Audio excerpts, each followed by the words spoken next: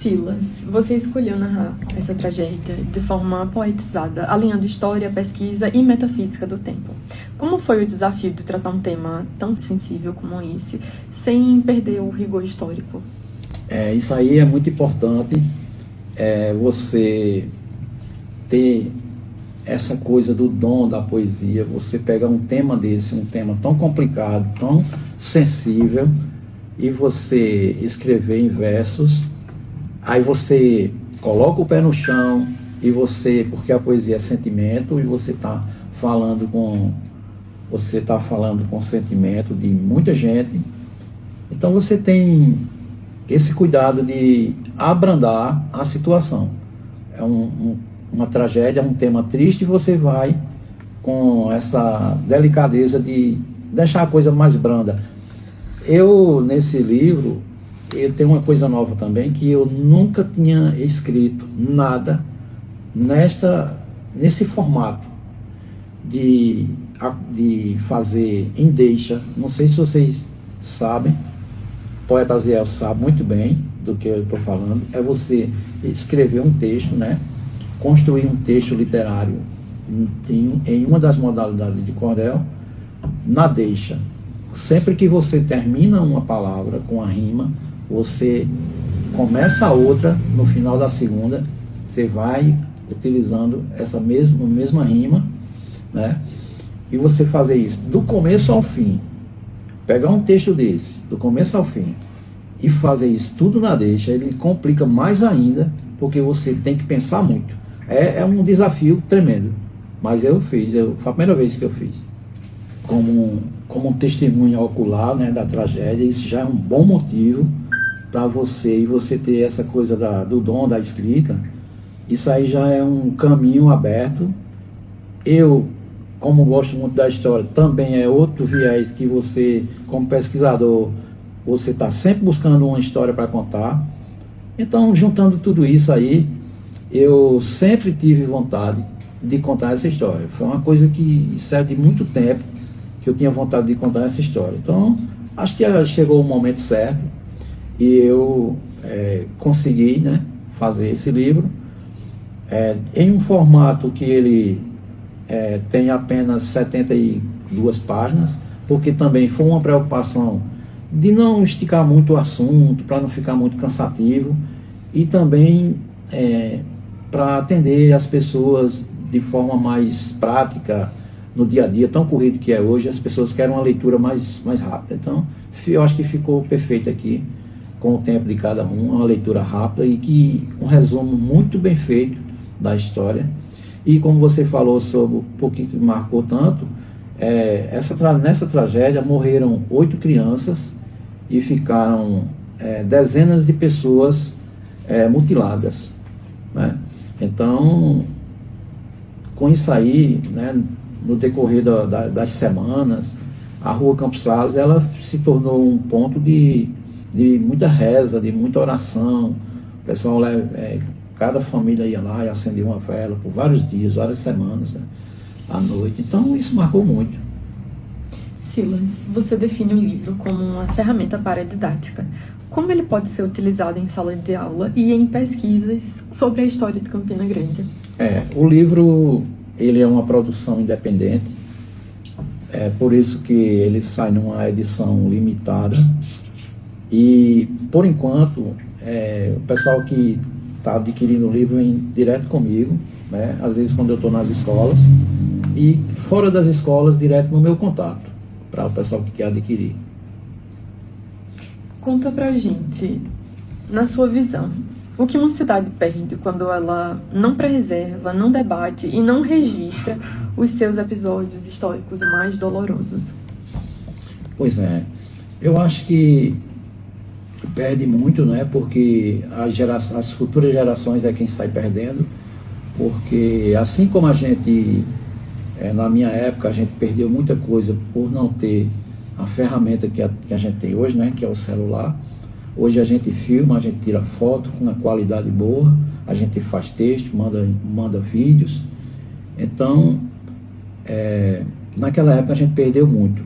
E hoje também, se você deixa isso passar, se você não registra, vai se perder. Mas eu acho muito difícil hoje em dia, né? Hoje todo mundo grava tudo, filma tudo, e hoje está muito mais prático.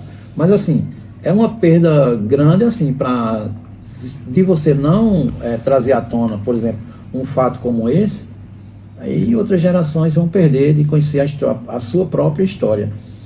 Eu estou aqui divulgando o livro, estou levando nas escolas, muita gente está sabendo da história através desse livro, mas aí fica a questão, e se eu não estivesse aqui com esse livro, não é isso? Muita gente ia passar batida aí, não ia saber nunca. Em que mensagem você espera que o leitor leve depois de conhecer os Balões 74? O que esse livro desperta em quem vive ou ama Campina Grande? Ele desperta muita gente, né, por ser uma ferramenta paradidática, como já falei, que eu tenho o objetivo de levar na sala de aula, levar todos os eventos que a gente está fazendo de lançamento, porque a acolhida é muito boa, o pessoal fica muito alegre com tudo, com todo esse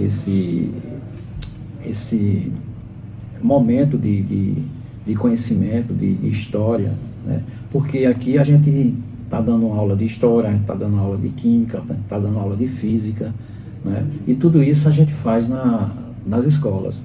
Até tem uma professora da escola Álvaro Gaudêncio, que é aqui nas Malvinas, que eu fiz o lançamento lá, participei, foi o meu primeiro armorial que eu montei lá nessa escola esse ano, e ela dá esse depoimento. A gente teve uma aula de história, de química, de física, né, e de literatura.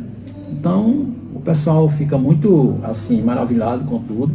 A gente conduz da melhor forma, né, que a gente, como já falei, a gente, com essa veia atemporal que a gente tem, eu e o professor Nando César, a gente faz com muito carinho para que o pessoal consiga captar a mensagem e levar para casa, para divulgar com os amigos. Uma coisa que eu fiquei super curiosa agora, que eu esqueci de perguntar. Silas, o processo criativo de tu escrever esse livro, conta pra gente um pouquinho como foi. Como foi todo esse trabalho de escrever o livro e de finalmente poder publicá-lo? Eu fiz a pesquisa, mas como eu já falei no início, para mim foi mais fácil, sabe, Emily? Porque eu vivi isso aí, né? Para mim se tornou mais fácil. Mas assim, eu não deixei de pesquisar, porque eu sou fascinado pela pesquisa, pela informação, e eu gosto muito de estudar. E aí tirei um tempo para fazer a minha pesquisa além do que eu já conhecia, do que eu vivi, e vou fazendo, não tem pressa, vou escrevendo devagarzinho e tal. Depois a parte mais difícil, a parte da correção linguística e tudo mais, produção em gráfica, aí fica, isso, complicado. Você falou, eu acho que em algum momento você falou que o livro é como se fosse um texto, como se fosse não, né, um texto literário, mas que você utilizou a deixa. Sim. Foi isso? Foi isso. Nesse livro, esse foi o método utilizado? Foi a primeira vez que eu escrevi utilizando esse método da nossa cantoria, da nossa composição nordestina, porque a gente vê muito isso nas cantorias, os cantadores. Essa é uma das modalidades, né, que eles utilizam, e é muito difícil você ver, se você um dia tiver a oportunidade de assistir uma cantoria, né, um desafio de violas, com os cantadores cantando na deixa, você vê que o quanto é difícil. Então, quando eu pensei nisso aí, eu digo, eu vou me desafiar, vou fazer uma coisa que eu nunca fiz até agora, e resolvi escrever na deixa, porque dá uma pimenta a mais na história, fica bem legal, a leitura fica legal. Pessoal, a gente já está chegando ao fim dessa conversa, mas antes a gente vai para aquele momento, né, que todos os ouvintes eles esperam. É o nosso bate-bola jogo rápido. São perguntas rápidas e as respostas precisam ser mais rápidas ainda. Então, vamos lá. Silas, cordel é? Cultura. Um poeta ou poeta popular que te inspira? Manuel Monteiro. Uma palavra que define Campina Grande para você? Rainha da Balgurema. Cultura popular é? Essencial para a história da cidade. Memória é? Viver e contar a história. Silas Silva, da Paraíba, muito obrigada pela sua presença, pela partilha e por esse trabalho tão importante para a memória e para a cultura da nossa cidade. Antes da gente encerrar, eu peço para que você deixe uma mensagem final, não só inspiradora, mas também eu acho que você pode desejar boas festas para os nossos ouvintes. Fala as tuas redes sociais e fala também como é que cada ouvinte pode adquirir o livro Os Balões de 74.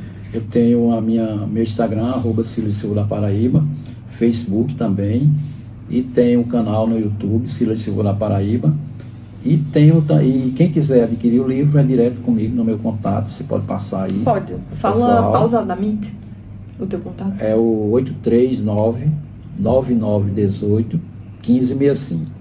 Então diz aqui, 25 de dezembro, data que nasceu Jesus, e morreu sem ter perdão, crucificado numa cruz, e até hoje a humanidade não vive sem essa luz. Então, para quem ficou interessado na história, Silas já deixou o contato dele aqui. Entre em contato com ele, segue ele nas redes sociais, YouTube, Facebook, Instagram, para que você possa acompanhar o trabalho dele de perto e poder adquirir esse livro. Obrigada a você que esteve com a gente ao longo de todo esse ano de 2025. Aos nossos ouvintes queridos, à nossa equipe, a cada convidado que topou sentar aqui e compartilhar conhecimento. Eu, como coordenadora auxiliar e apresentadora do Jovem Repórter, Pedro Oliveira, desejamos para vocês um Feliz Natal, um ano novo com muita paz, saúde, alegria, prosperidade. E eu falei para vocês no início que a gente ia fazer uma pequena pausa de 2 semanas para que a gente possa descansar um pouco. Então eu e Pedro estaremos offline nas próximas 2 semanas. Mas a gente vai voltar com mais convidados que inspiram, mais pessoas especiais, com muito conteúdo, muito diálogo, muita educação e informação de qualidade. E agradecer também, né, Pedro, a todos os nossos convidados de 2025. Agradecer a Silas, que tirou um tempinho para estar aqui com a gente, compartilhando uma história tão importante, tão pertinho do Natal. E é isso. A gente se vê no ano que vem. Um abraço a todos. Até o ano que vem.